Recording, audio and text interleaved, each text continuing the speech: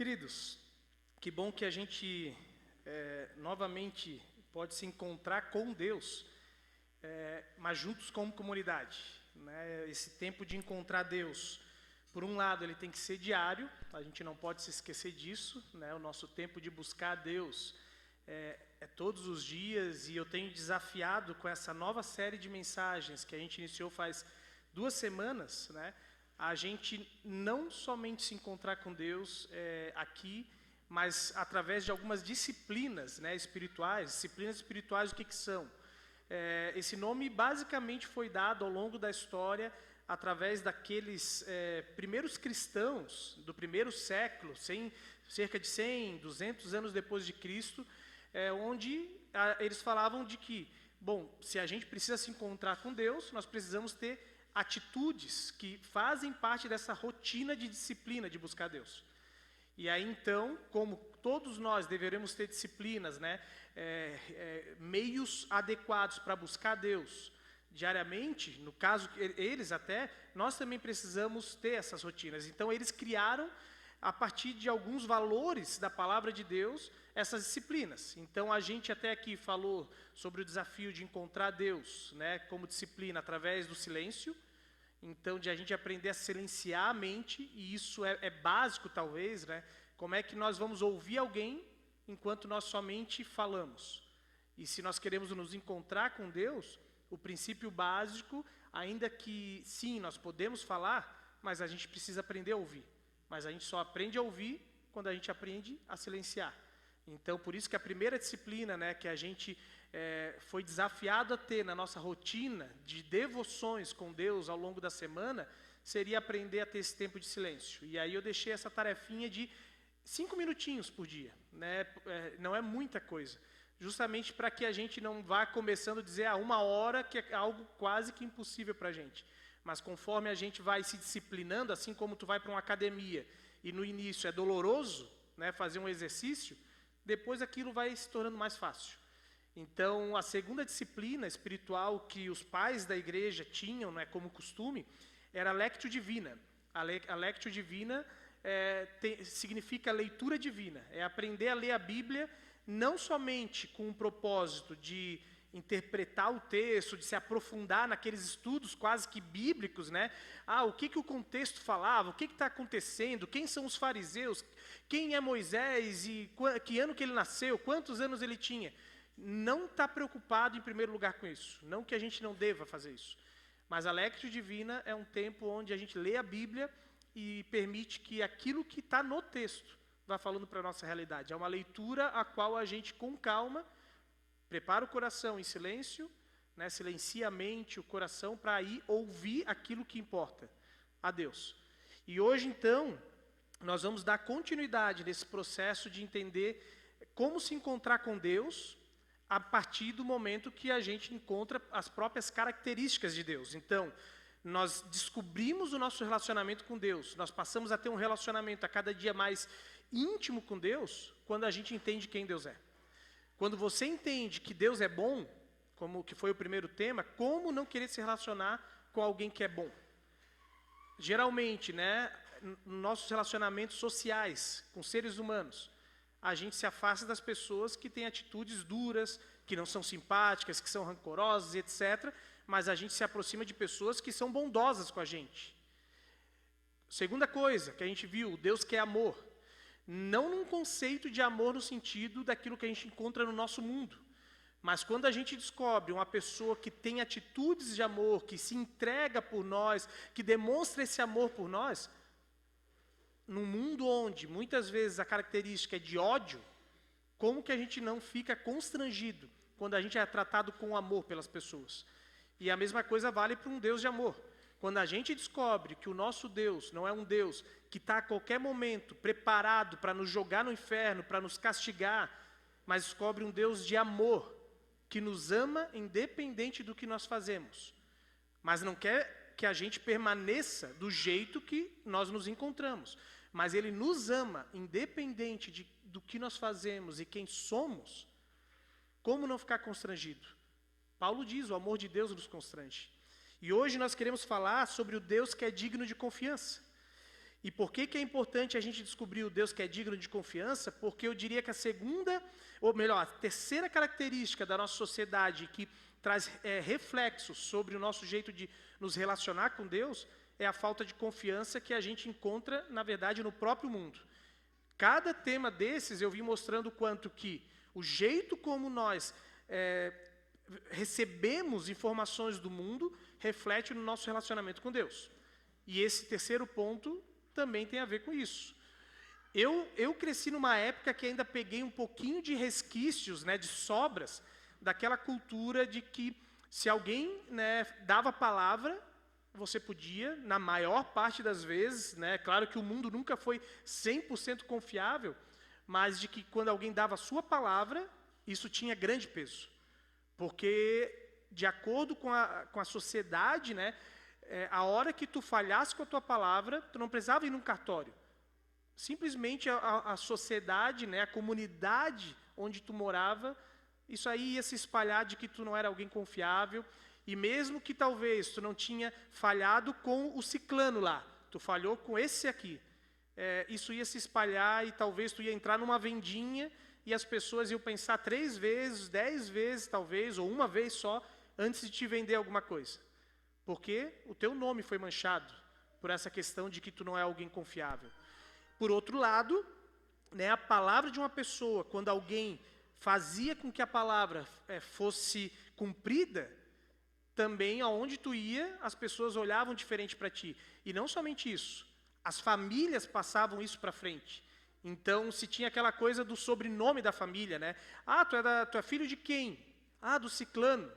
Então, o ciclano, ou o sobrenome do ciclano, que às vezes vem de uma linhagem de avós que são conhecidos, e aqui talvez ainda tenha algum resquício, Cidades menores demoram um pouquinho mais para superar isso, por quê? Porque as pessoas se conhecem muito mais. Na cidade grande ninguém se conhece. Então, tu é filho, tu é neto de quem? Ah, do ciclano. Então, ainda que ninguém te conhecia, tu era a primeira vez que alguém te viu, geralmente, aquela pessoa, se ela foi alguém que cumpria com a palavra, que era alguém que tinha atitudes corretas na sociedade, ela já era o teu aval para você ganhar espaço naquele lugar, para você ser respeitado naquele lugar. Então, as atitudes que nós tínhamos gerava confiança ou desconfiança. E nós estamos vivendo cada vez mais numa sociedade em que a confiança é algo que praticamente a gente não tem em ninguém. Ainda que nós estamos numa cidade pequena, ainda que talvez muitos aqui até conheçam, os pais, os avós de algumas pessoas aqui, hoje são poucos que ainda se arriscam a realmente confiar somente por causa do histórico familiar. Quanto mais se tu não tem ninguém para te dar base. Porque a gente vive numa sociedade que a palavra não adianta mais. Até mesmo porque, mesmo que a gente leve para um cartório hoje em dia, a maior parte das coisas, até mesmo o cartório a gente já fica preocupado se vai cumprir, Quando a gente, passa por uma situação no trânsito, de repente alguém bateu em ti, e aí de repente tu vai lá diante da polícia, faz o BO. Tem gente que diz, eu prefiro nem me incomodar indo lá porque esse BO não serve de nada. Não tem garantia de nada se a pessoa não quiser pagar, ainda que ela disse na frente do policial que ela vai pagar, não adianta. Tu vai ficar se incomodando, tendo que ir para a justiça, e pode ser que a justiça diga que tem que pagar e ainda assim a pessoa não obedeça aquilo que a lei diz de repente, a regra diz. Então nós vivemos num mundo onde a gente está muito ressabiado uns com os outros. Tanto com aqueles que a gente não conhece, talvez é um grau ainda mais elevado, quanto com aqueles que a gente convive. E ainda assim a gente acaba dizendo, olha, talvez até usando o argumento bíblico, e que não é tão errado assim, Não é tão errado não, até é difícil dizer isso, mas maldito o homem que confia no homem. Porque nós somos ensinados a falar sobre confiança. A questão é quem o ser humano é. E o que a Bíblia está falando sobre isso é, você confia em seres humanos com uma expectativa muito superestimada, muito acima do que deveria ter. Porque o ser humano é pecador, ele é falho. Então, ainda que a gente deva buscar uma confiança no ser humano, eu não deveria me decepcionar quando pessoas não forem fiéis comigo. Porque esse é o ser humano. Por mais que essa pessoa seja alguém que tinha tudo para dizer, é o meu melhor amigo, eu confio nele, em alguns momentos ele vai me decepcionar, porque nós somos pecadores. Nós vamos falhar uns com os outros. Mas o que a palavra de Deus vai apontar é, nós não devemos lidar com Deus dessa mesma forma. Porque Deus não é como o ser humano. E esse é o cuidado que a gente precisa aprender a ter. Porque naturalmente nós vivemos tão desconfiados de que a gente acaba trazendo isso para o nosso relacionamento com Deus.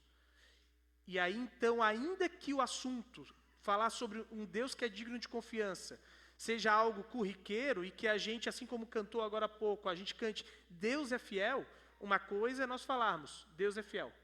Uma coisa é nós cantarmos, outra coisa é realmente a prática. Outra coisa é quando chegar de repente a noite, mas não a noite somente literalmente, mas quando chegar aos períodos de espera para que uma situação seja resolvida e que a gente não tem nenhum controle sobre essa situação, e aí, como é que realmente nós demonstramos a confiança? E a gente vê que o nível de ansiedade no nosso mundo demonstra o quanto que nós temos dificuldades de confiar em Deus. E eu diria que, ainda que em muitos sentidos, nós sabemos que o corpo, biologicamente, também é afetado a ponto de necessitar de tratamentos, de medicações por causa da ansiedade, mas isso sim é consequência do pecado, que trouxe também biologicamente distorções, mas em última análise, o que a palavra de Deus sempre vai apontar, por exemplo, nesse assunto de ansiedade, é que a solução passa pela plena confiança em Deus. Pela plena confiança. Então, ainda que o meu corpo necessite de medicações, eu ainda precisaria admitir que, seja qual for o grau, o problema real está que eu não consigo confiar em Deus. Pode parecer estranho falar isso, porque parece então que, em algumas linhas, que eu teria que abandonar completamente qualquer tratamento. E não é isso que eu estou querendo dizer. Mas a causa real, o real problema de quando nós talvez temos aquelas crises de ansiedade, que de repente o peito dói, que eu não consigo respirar, que eu não consigo dormir direito. O real problema de qualquer nível de ansiedade, onde muitas vezes eu preciso fazer coisas, no fundo, o que a Bíblia vai apontar é falta de confiança em Deus. Você ainda precisa aprender. E nós sempre vamos precisar aprender a confiar em Deus. Talvez você não goste de ouvir isso que eu estou dizendo, porque você pode dizer, eu já estou há tanto tempo na igreja, e eu estou dizendo, eu confio em Deus. Porque é vergonhoso, muitas vezes, depois de uma caminhada longa, dizer para as pessoas, eu estou tendo dificuldade de confiar em Deus. Essa semana ainda conversando com a Dani, e alguns que se aproximam de mim, né, que estão mais próximos, caminhando discipulados, sabem que eu lido com algumas questões relacionadas à ansiedade. E isso também de modo biológico, o corpo traz alguns sintomas. Um dos problemas, o pessoal pegava muito no meu pé, agora já está mais sob controle, logo que eu cheguei aqui, que era o meu cacuete para alguns, que eu ficava mexendo aqui, né, o pescoço. E depois de muito tempo indo atrás, o que eu descobri? Que essas dores, na verdade, tinham a ver com as tensões musculares que vinham, não da academia, não porque eu sou muito forte, né, que eu pego muito pesado, né, mas vinham relacionadas à questão justamente da ansiedade e do estresse. Por que não entendi por que riram? Não entendi o motivo da risada, né? Eu achava que era isso, que tinha a ver com a academia, né, com muito peso que eu estava pegando ali, puxando além, mas tinha a ver com isso. E aí eu tive que aprender a lidar justamente com a ansiedade. E ainda que não seja agradável dizer isso, diversos momentos da minha vida, volta e meia semana ainda dizendo para a Dani, eu estou meio ansioso com algumas coisas. Mas você tem que confiar em Deus. Mas eu não consigo. E é difícil muitas vezes a gente confiar, porque o ser humano, pecador, aquilo que está dentro de nós, ainda que a gente diz, eu sei que eu posso confiar, eu sei que eu devo confiar, mas outra coisa é o pecado que afeta o nosso corpo, que afeta nós e que continua o tempo todo dizendo, eu quero controlar a minha vida, eu quero ter algum nível de controle. É a batalha que Paulo diz que ele se encontra constantemente entre o corpo e o espírito. Que constantemente ele diz, aquilo que eu quero fazer eu não faço, mas aquilo que eu faço não é o que eu quero fazer. Então é isso que se encontra dentro de nós. E por isso que a palavra de Deus é fundamental para que a gente consiga vencer todos os níveis de pecado que podem nos afastar de um relacionamento com Deus. Por isso que se eu quero descobrir um Deus que é bom, eu não posso somente ficar afirmando algo, mas eu preciso ver através da palavra de Deus e dos testemunhos até mesmo dos irmãos nos dias de hoje, o Deus que é bom. Mesmo que pareça que não. Quando eu olho para a Bíblia e leio adequadamente ela, eu não tenho como não ver um Deus que é bom, quando Ele não castiga pecadores. Eu não tenho como não me aproximar de Deus, mesmo que o mundo ao meu redor diga, o amor meu como ser humano por ti é condicional, eu não posso me aproximar de Deus baseado no que o mundo diz, mas eu tenho que olhar para aquilo que a palavra diz sobre Deus. E eu preciso também, se eu quero conseguir vencer a desconfiança, se Deus vai agir, todos os dias, olhando a palavra e vendo lugares, porque a Escritura está repleto de exemplos de um Deus que é fiel. Então, nos momentos que eu preciso confiar em Deus, eu não posso olhar somente para as circunstâncias. Se eu olhar para as circunstâncias ao meu redor, eu vou desconfiar. Eu vou desconfiar de Deus. Por causa dos seres humanos, por causa de mim mesmo, que não sou muitas vezes confiável. Mas quando eu olho para as Escrituras, eu aprendo que Deus é confiável. E nós queremos mais uma vez hoje olhar para Jesus, que fala sobre o Deus que é confiável. O primeiro texto que a gente quer partir da nossa conversa é sobre o que Jesus fala em Marcos 14, 36, onde ele se refere, conversa sobre Deus, falando o seguinte, todas as coisas me foram entregues. Opa, não, deixa eu... Ah, não, eu não botei esse. Tem uma falha aqui. Deixa eu só conferir. Faltou um versículo, o próximo é esse aí. Lucas 10, 22. Todas as coisas me foram entregues por meu Pai. Ninguém sabe quem é o Filho, a não ser o Pai. E ninguém sabe quem é o Pai, a não ser o Filho. E aqueles a quem o Filho o quiser revelar. Então, todo o princípio de confiança começa com uma palavra que para a gente... Eu não sei como é que você vai receber essa palavra. Mas que para Jesus é uma palavra que traz todo o significado do porquê que ele confia profundamente em Deus, que é a palavra Pai. Jesus, ele se remete a Deus dizendo, todas as coisas me foram entregues por meu Pai. Ninguém sabe quem é o Filho a não ser o Pai, e ninguém sabe quem é o Pai a não ser o Filho, e a quem o Filho quiser revelar. E essa palavra Pai, acredito que você algumas vezes já deve ter ouvido sobre esse texto, porque é um texto bem comum, né, de a gente ouvir ao longo da nossa caminhada de fé. Ela vem da palavra Abba, Abba Pai. A palavra Abba, que está lá no original, significa paizinho. A ideia dele é de se referir a Deus com um significado como se deveria ser traduzido como paizinho. Aqui a gente não tem muito esse costume, mas lá no Espírito Santo, no estado do Espírito Santo, quando a gente morou lá fazendo o PPHM, uma das coisas que eu achava mais interessante é como os filhos adultos se referiam aos pais, principalmente ao pai. E eu acho que a mãe também, eu não lembro se eles faziam isso com as mães, mas com o pai eu lembro que eles chamavam de papai. Adultos. Uma coisa é filho, né, criança, se referia ao pai, papai. E mesmo assim, filhos, crianças, né, eu não vejo a grande maioria se referir ao seu pai de uma maneira assim tão carinhosa. É pai. Não que pai não deveria ter um significado amoroso, mas pai é simplesmente parece que um título a ser dado. Mas quando tu vê uma criança chamando de papai alguém, tu sente que tem um... O Enzo também fala, o nordestino então também tem o costume. Tem um peso diferente, tem um sentimento diferente. Qualquer pessoa que ouve isso sabe que tem um sentimento diferente. E o ponto-chave é, quando a gente vê Jesus falando com Deus dessa maneira, a primeira coisa que ele está trazendo à tona é que ele tinha muita liberdade com essa pessoa, ele conhecia muito bem, a ponto de saber que ele podia tratar a Deus com carinho. Talvez um dos motivos que a gente não foi ensinado a se remeter aos nossos pais, como papai, como mamãe, paizinho, mãezinha, Pode ser que seja porque não era costume e que ainda assim os pais eram extremamente amorosos com a gente, mas muitas vezes o que eu percebo de uma época passada é que tinha a ver mais com a questão justamente dos sentimentos não serem expressados, de que havia uma certa dificuldade de se expressar.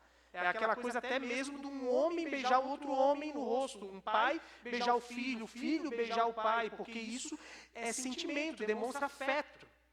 E Jesus, ele não tem medo de demonstrar afeto por Deus. A segunda coisa, aí sim, está aqui em Marcos 14, 36, Jesus diz: Abba, Pai, tudo te é possível, afasta de mim este cálice. Contudo, não seja o que eu quero, mas sim o que tu queres. Algumas linguagens, eu já estava lendo quase que automático, não seja feito como eu quero, mas como tu queres. Então, a segunda coisa que me chama a atenção desse relacionamento de Jesus com Deus é que ele confiava profundamente em Deus a ponto de que ele podia falar dos mais profundos sentimentos dele. Quantas vezes com os nossos pais terrenos a gente teve medo de falar o que a gente estava sentindo?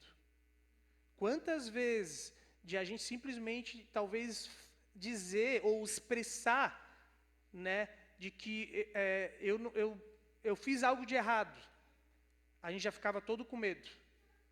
Por quê? Porque vinha briga, vinha castigo, vinha um monte de coisa. Por quê? Porque muitas vezes os nossos pais não tratavam a gente com bondade quando a gente errava. Os nossos pais não continuavam nos amando, muito pelo contrário, nos humilhavam quando nós errávamos. Não nos acolhiam. Ao contrário, um Deus que quando nós pecamos, a primeira atitude dele não é condenar e dizer, é por isso que tu vai para o inferno, mas é, eu te amo e eu quero te restaurar. Eu te acolho, mesmo quando tu peca. E quando tu se afasta, eu estou de braços abertos, como o pai, com o filho pródigo, ou os filhos que precisam voltar, esperando tu voltar. E a mesma coisa a gente vê aqui, que Jesus não tinha medo de dizer, pai, eu sei que eu tenho uma missão para cumprir aqui, mas eu estou profundamente angustiado, porque o texto que a gente leu agora, esse versículo, é no contexto do Getsemane, é no contexto perto da crucificação, onde Jesus diz, Senhor, Pai, Paizinho, não Senhor somente como líder, agora na verdade aparece aqui como Paizinho, eu estou preocupado, eu estou desanimado, na verdade eu nem queria estar indo para a cruz. É isso que Jesus, em outras palavras, está dizendo, e exige profundo nível de confiança para Jesus chegar diante do Rei dos Reis, do Senhor dos Senhores, mas ele não olha para Deus somente como um Rei dos Reis, ainda que ele sabe quem Deus é. Ele não olha somente como um Senhor que tem que ser obedecido a todo custo e que se você falar algo que ele não quer, ele vai ficar muito irado contigo. Mas ele olha para um pai que tem muito carinho e que ele tem abertura. Ele confia que ele pode expressar o que está dentro dele. E essa palavra, pai, na verdade, ganha um novo significado a partir de uma das orações que é a oração mais famosa, na verdade, na história do mundo, se a gente for falar, que é a oração do Pai Nosso. E eu quero te convidar a gente a olhar Mateus 6, a dar uma lida nesses textos, Mateus 6, para ver o quanto que essa oração expressa quem é o Pai de Jesus. Por que Jesus confia tão plenamente no seu Pai? Por que ele tem essa liberdade de falar tudo que está dentro dele? Mateus 6, versículos 9 até o 13.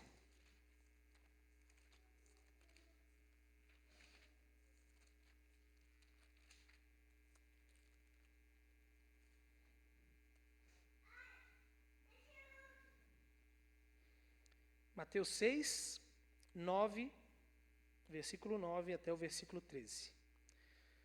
Portanto, orem assim: Pai nosso que estás nos céus, santificado seja o teu nome, venha o teu reino, seja feita a tua vontade, assim na terra como no céu. O pão nosso de cada dia nos dá hoje, e perdoa-nos as nossas dívidas, assim como nós também perdoamos aos nossos devedores. E não nos deixes cair em tentação, mas livra-nos do mal, pois teu reino, o poder e a glória para sempre. Amém.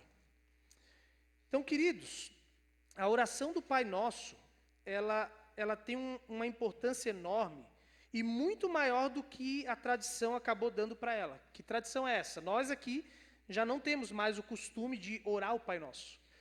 E um dos motivos é porque, assim como tantas outras orações escritas, não que sejam erradas, os salmos são orações escritas, mas é que elas podem simplesmente cair num ritual, numa tradição que a gente não reflete mais. E ainda que a gente não tenha completa certeza se Jesus queria realmente ensinar uma oração, um modelo rígido a ser lido, a ser decorado e ser orado, porque possivelmente pode ser feito isso, considerando o contexto judaico, onde os judeus eles decoravam os salmos como orações. O próprio Jesus na cruz, ele usa um salmo. Quando ele diz, Deus meu, por que me abandonaste? Ele está se remetendo a um salmo. E aí eu vou citar mais uma vez agora o The Chosen, que ali ilustra um pouquinho mais. Se você lembra das primeiras temporadas, o Mateus, ali não é algo que não está na Bíblia, eles ilustram a ideia de que Mateus, junto com Maria Madalena, teriam conseguido caminhar e ela incentivava ele a decorar versículos e a ensinando nesse processo, porque eles usavam as Escrituras como oração. Então era um costume deles. Então não seria pecado nós orarmos o Pai Nosso. Mas o ponto-chave é, muito mais do que uma leitura, de novo, o que eu entendo sobre isso? O que eu posso aprender com isso? E muito mais do que pegar uma oração escrita e falar diante de Deus, o que Deus quer, tu tem acesso, livre acesso a falar comigo. Tu pode chegar na minha presença. E essa oração, quando a gente lê aqui, em primeiro lugar, não é um modelo de oração que Jesus copiou, e você não vê ao longo da Bíblia ela, em nenhum outro lugar, mas é uma oração que Jesus fez do próprio coração dele. Talvez foi moldando algumas coisas, mas que aqui ele expressa algumas características desse pai que ele confia. E a primeira característica desse pai tem a ver, ou as primeiras características tem a ver, em primeiro lugar, com a confissão de que ele sabe que Deus é soberano sobre todas as coisas. O que é ser soberano? Que Deus está sobre tudo. Que Deus está no controle de tudo, mas que Ele está vendo tudo e que Ele está ao redor de tudo. E por isso que a primeira fase da oração do Pai Nosso começa com Pai Nosso que estás nos céus. E que num olhar simples, se a gente não entende a cabeça do judeu, a partir daquilo que é cultural nosso, o que a gente vai entender quando Jesus está falando sobre Pai Nosso que estás no céu? Para a gente, e eu durante muito tempo, na minha infância, era isso que eu aprendi, Deus está lá no céu olhando por nós. E não era um ditado que a gente costumava ouvir, Deus está lá no céu, e o céu para a gente é algo distante, é longe. E a gente nem sabe onde é que é esse céu, onde é que é esse lugar que Deus está, então é muito distante. Se a gente olha para cima e não vê o céu, não vê onde Deus está, então é distante. Mas para o judeu, quando Deus cria o mundo, o céu é essa abóboda que a gente fala e que muitas vezes tem essas camadas, né? Saiu de novo, não tem problema, vamos lá. Enquanto eu vou falando, vamos tentando. Olha, hoje está caprichando. Eu vou desistir desse aqui, agora tem que achar uma nova solução. E nós vamos olhando, então, para esse céu que está lá na criação, e aí nós vamos... eu não vou conseguir me concentrar, e vocês também não. Vamos ver aqui.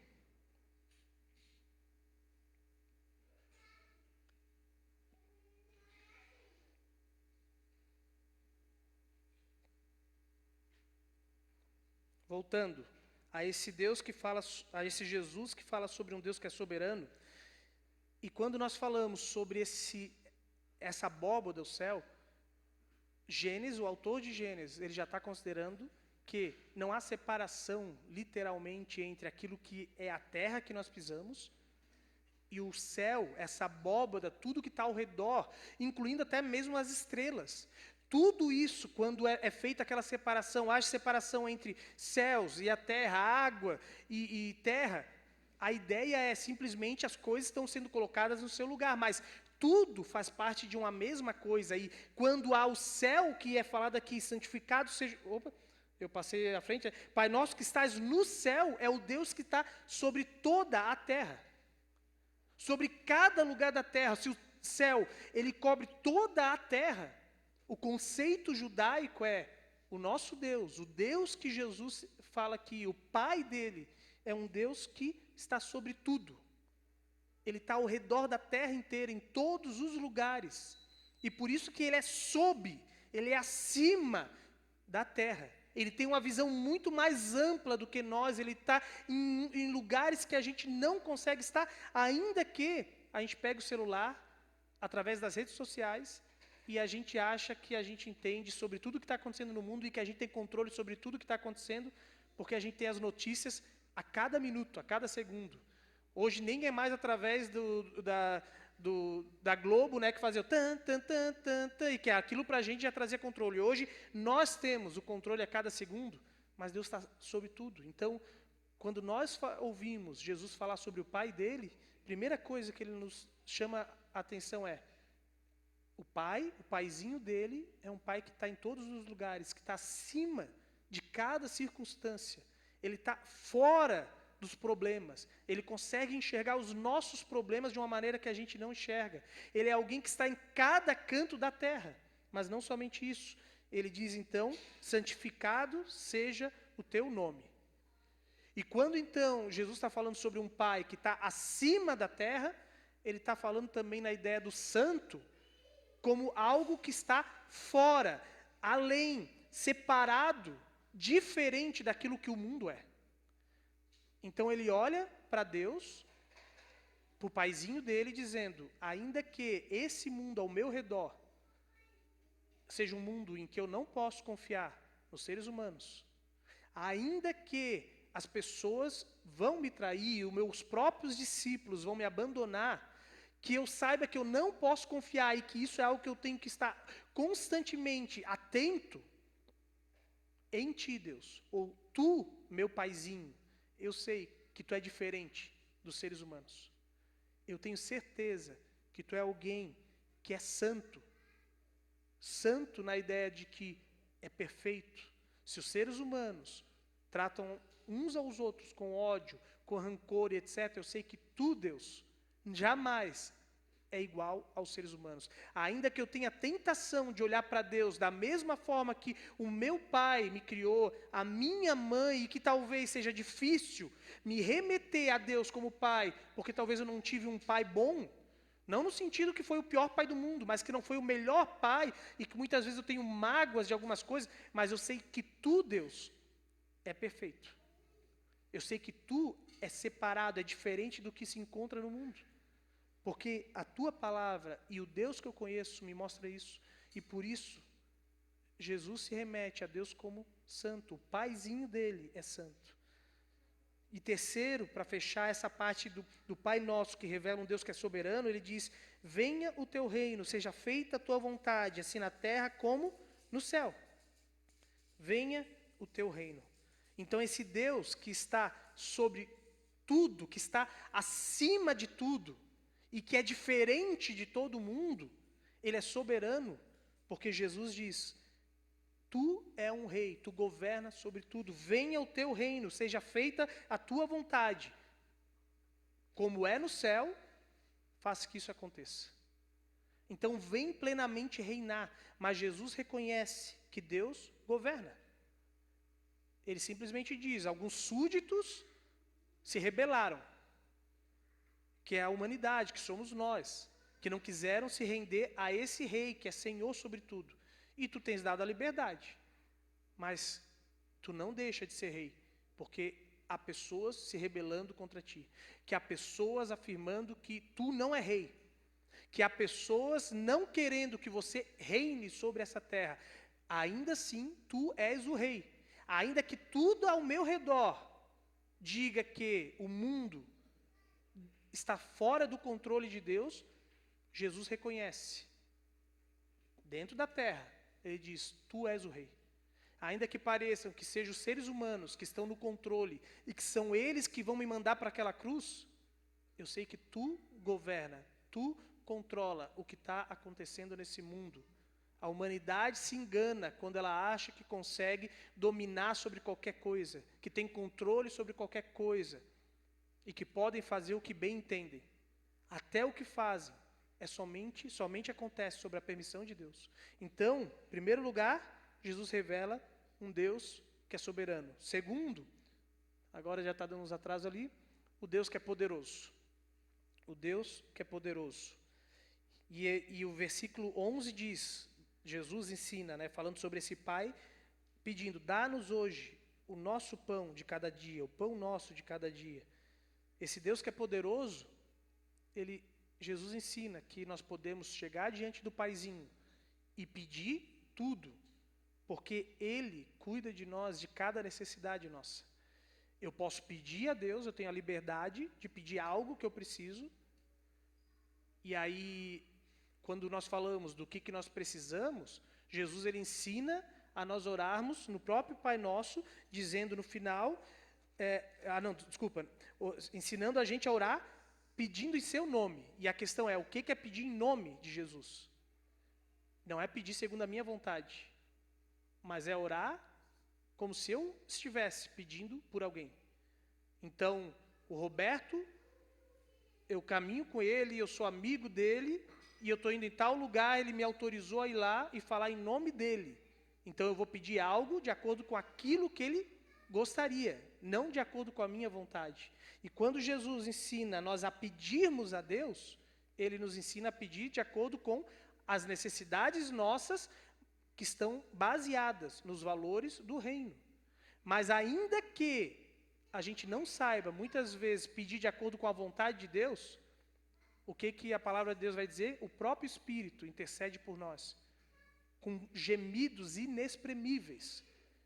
Não é somente, aqui nesse texto não está falando a respeito de oração em línguas estranhas, mas esse texto se remete à ideia de que quantas vezes a gente chega na presença de Deus, talvez chorando, angustiado, sem palavras, ou de repente com raiva e gritando, e que Deus olha para esses gemidos, talvez os gemidos da dor do pescoço, da cervical, que está indicando algo.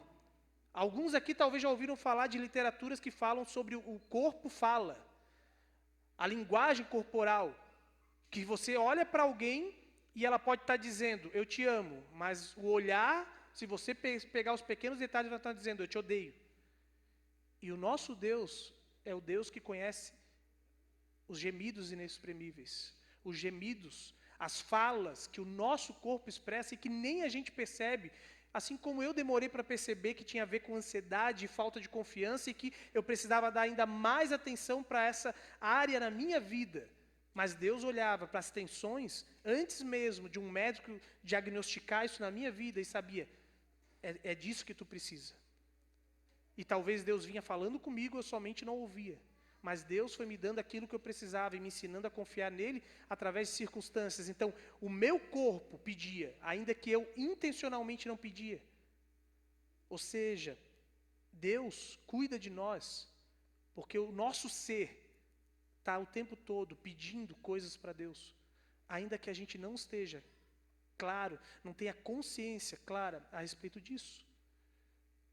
E a verdade é essa, quando você olha talvez na sua vida, quantas coisas talvez Deus te deu que você não tinha certeza que era disso que você precisava, mas que você olha hoje e diz, era disso que eu precisava. Deus cuidou daquilo que eu realmente precisava. Quantas vezes, talvez na tua caminhada profissional, talvez sonhou algumas coisas, direção de morar em tal lugar, e Deus te bota em outro lugar.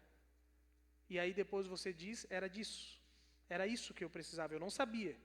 O meu sonho, o que eu achava que era melhor para mim era isso. Naquela hora, eu resmunguei, eu reclamei, eu achei que Deus não estava sendo bondoso comigo, mas ainda assim, hoje eu posso olhar que era disso que eu precisava. Deus cuida de nós. Ainda, o Deus que é poderoso, no versículo 12, Jesus diz, perdoai os nossos pecados, assim como perdoamos os que nos têm ofendido. Perdoai os nossos pecados, assim como perdoamos os que nos têm ofendido. O paizinho de Jesus é um pai que perdoa. Ele é poderoso porque ele tem a capacidade de perdoar. E a gente sabe o quanto que nós, como seres humanos, temos dificuldade de perdoar uns aos outros. O quanto que nas pequenas coisas, a gente às vezes se magoa com o esposo, com o filho, com o pai, com mãe, com tio, com tia, amigos, e a gente guarda coisas que a gente não consegue perdoar. E o Deus que Jesus mostra aqui é alguém que tem a capacidade, que tem o poder de perdoar. É com isso que o próprio Jesus lida nos evangelhos, quando ele vai curar uma pessoa, mas ele diz, os teus pecados estão perdoados. E os líderes religiosos, né, tá, mas como assim? Né, os teus pecados estão perdoados, tu curou ele, etc. E ele diz, para vocês verem que eu tenho poder, eu não somente vou curar, então eu perdoo. A questão é, o que é mais difícil, ou o que é mais fácil, curar ou perdoar? E Jesus traz à tona isso, de que a cura é algo muito simples para o poder de Deus, mas o perdão é algo muito mais profundo, porque nós não estamos falando somente de perdão de coisas bobas, porque eu cansei de falar algumas coisas para alguma pessoa, porque eu agi errado, ou alguém agiu errado comigo, e às vezes são coisas bobas, e eu não consigo perdoar, mas nós estamos falando de perdão contra uma humanidade que merecia ser castigada, porque se voltou contra Deus, e Deus ainda assim, tendo todos os motivos para nos condenar, Ele nos perdoa. E é desse Deus que Jesus está nos falando e ensinando que esse Pai, ao contrário de um pai que de repente não nos perdoou por alguma coisa que a gente fez, que nos tratou mal se de repente a gente fez algo para Ele, porque quantas vezes a gente magoou talvez o pai e a mãe, mas Ele diz, esse Pai eu confio porque Ele me perdoa, Ele está sempre de novo disposto a me perdoar. Não importa quantas vezes eu venha pecar, Ele está de braços abertos para me acolher. E esse Pai é poderoso, no versículo 13 diz, porque Ele não nos deixa cair em tentação, mas Ele nos livra do mal. Então Ele é um Deus que nos protege quando nós somos tentados. Quando os sentimentos, os desejos da carne vêm, Ele é o Deus que nos dá forças para dizer não para as coisas que são contra a vontade dEle, e não porque simplesmente é a vontade, mas porque Ele sabe que são coisas que prejudicam a nossa vida. Então, Ele nos dá a capacidade de dizer não para o pecado. É Ele quem nos protege de Satanás, é Ele que acampa os anjos ao redor da gente e proíbe Satanás de tocar na gente. Esse é o nosso Deus. Esse é o nosso Deus. E é por isso que, quando nós olhamos para o Pai de Jesus, a gente deveria também, hoje, quando a gente talvez olhar para a oração do Pai Nosso, não somente como uma oração que Jesus está dizendo, copia o modelo, mas Ele está ensinando acima de tudo. Aprende como eu enxergo o meu Pai, e que Ele é digno de confiança plenamente, por cada característica desse Pai.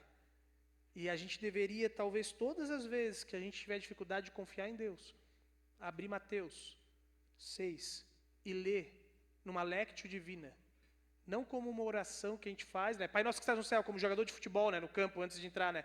Pai nosso que estás no céu, santificado seja o nome, amém! E que nem sabe, é como se fosse um amuleto. Por isso que deveria ser feito como uma lectio divina, e se tu decorou, a partir do ensino confirmatório, de outros momentos, Pai nosso que estás no céu, e parar e pensar quem é esse Pai que está no céu. Quem é esse Pai que está sobre tudo, ao redor de tudo, em todos os momentos, acima de tudo, e permitir que isso fale com você, assim como eu fiz, de explicar um pouco, mas que Deus também vai falar com você. E a última coisa que eu queria encerrar dizendo é, esse Jesus que fala desse Pai, Ele fala com esse Pai, no momento mais difícil da vida dele, que Ele diz, se for possível, tira esse cálice de mim. Afasta esse cálice. Se eu tenho que passar por essa situação, tira esse cálice da minha vida. Foi aquilo que eu comecei com o versículo de abertura. Ou seja, Ele diz, nós também podemos chegar diante do Pai, se nós temos cálices na nossa vida, e expressar diante dEle. Nós temos, de repente, situações, talvez no relacionamento de família, que é um cálice, que é algo que a gente já não tem mais capacidade sozinho de passar. Jesus nos ensina a dizer: Pai, se for possível, afasta de mim esse cálice, tira essa situação da minha vida. Eu tenho uma doença na minha vida que, de repente, tem sido um cálice, algo doloroso demais. Eu posso pedir. Se for possível, afasta de mim esse cálice. Porque Jesus sabia que ele era amado profundamente por esse Pai. Ele podia expressar tudo o que ele estava precisando. Todos os cálices que ele queria que fosse retirado. Consciente de que ele poderia ter que ainda viver nesse cálice. E ele foi até o fim. Ele sabia, se eu tiver que passar por ele, eu vou passar. E ele foi até o fim. Porque era necessário para que a obra de Deus na vida dele, ou através da vida dele, se cumprisse. Mas nós podemos pedir. E somente de a gente expressar diante do Pai, ele nos dá a força necessária. O Espírito Santo nos capacita a ir até o fim naquilo que precisa ser passado. Eu queria te convidar, nessa semana, como uma disciplina espiritual, eu não vou conectar ali de novo, mas eu tenho sempre botado a disciplina e então, de novo, falei da disciplina para encontrar Deus do silêncio, a disciplina da lectio divina, da leitura divina, e hoje eu queria falar para você, ao longo dessa semana, viver a disciplina da gratidão. O que seria a disciplina da gratidão? É simplesmente aprender a contar as bênçãos de Deus na nossa vida. Seja através da palavra, sejam de situações na nossa vida. Porque a bondade de Deus, as bênçãos de Deus, expressam o quão digno de confiança Ele é. As coisas boas que acontecem na nossa vida expressam que nós recebemos muito mais do que nós merecemos da parte de Deus. Mas muitas vezes a gente se apega nas coisas difíceis, nos momentos ruins, nas coisas que não deram certo. E nós precisamos aprender a contar as bênçãos. Um hino antigo falava disso, né? Conta as bênçãos, dize-a, fala quantas elas são, recebidas da divina mão. E é isso. Talvez a gente tenha se esquecido que não é a ciência que diz que a gente precisa ser grato. Não é um psicólogo, um filósofo, não é somente mentalmente, mas é lembrar as bênçãos de Deus, para que a gente consiga relembrar que Ele é digno de confiança, porque Ele todos os dias foi fiel a nós. E eu queria te deixar esse desafio, enquanto você tiver o seu tempo de buscar Deus, de se encontrar com Deus, busca lembrar, busca cada dia da semana ir anotando, e eu diria, tenta ao longo dessa semana, juntar 50 motivos de gratidão, que ao final da semana você possa ter escrito 50 motivos, 50 situações que você pode agradecer a Deus. Cada dia, permita que Deus traga à memória coisas que Ele fez na tua vida e que você pode agradecer a Ele. E se você fizer isso, pode ter a certeza que o teu encontro com Deus vai ser muito mais profundo ao longo da semana e que você vai sair muito mais confiante, porque você vai ver o Deus que tem sido fiel a você todos os dias. E que ao olhar para as Escrituras e para a tua vida, você vai olhar para frente e dizer, eu posso realmente dizer, Deus é fiel.